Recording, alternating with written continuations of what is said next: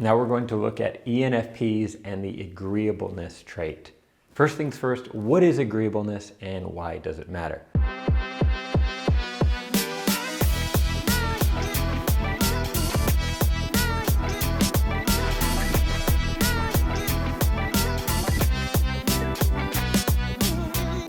Agreeableness can be broken down into two components which actually help you understand what it is overall, which is compassion and politeness.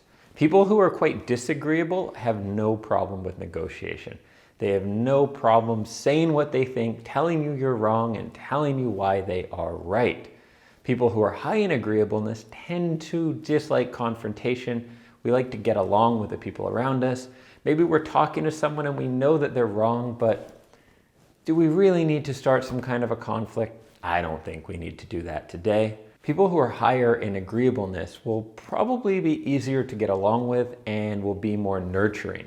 So there's a lot of benefits to being more agreeable. If you're extremely agreeable, it has some downsides in that you'll never stand up for yourself, and you could also be quite naive and just go with the flow a little bit too much.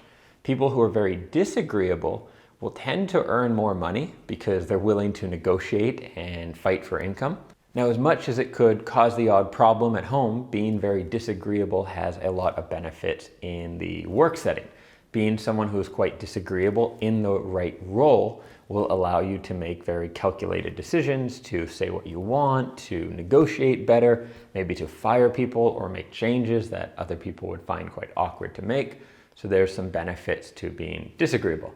Generally, we are what we are anyhow, but it's nice to understand the reason some of us are one way or the other. So how would ENFPs rate on the agreeable trait? Well, let's ignore the odd militant vegan who's emailed me quite interesting views from time to time and look at the majority of ENFPs. And I would say we're going to rate on the agreeable side. Not necessarily extreme, but most ENFPs tend to be fairly agreeable.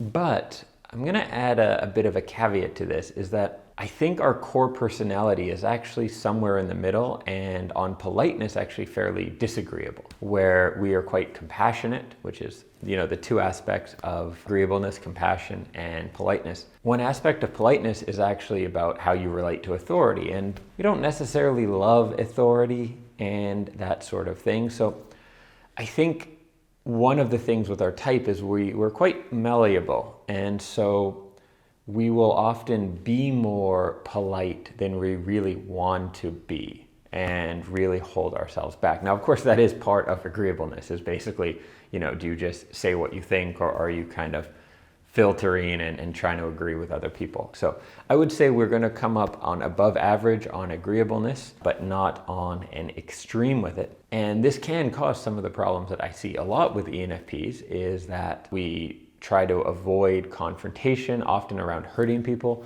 So maybe stay in a job or relationship a lot longer than we should and really drag things out. And that obviously has some negative consequences. So some advice if you are more agreeable than average.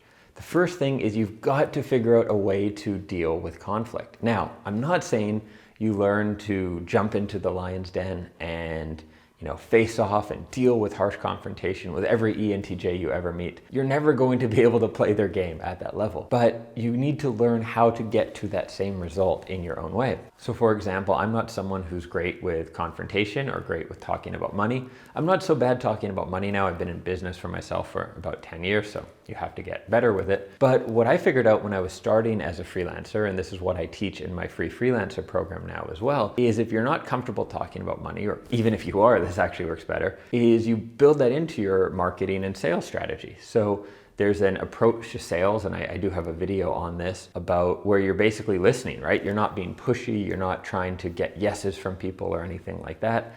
And that is a smoother way to have a conversation, even if you are very uncomfortable with conversation. And then when it comes to money, you don't have to bring it up face to face looking at the person. You can use an effective proposal. So there isn't this feeling of pressure and confrontation. So if you know that being agreeable is causing you to hold back and maybe not state what you want when it comes to what you should get paid or negotiation or something like that, then you need to find a way to fix that, to balance that out, because it ultimately will have a negative effect on your bottom line, and that is, of course, not something we want for you.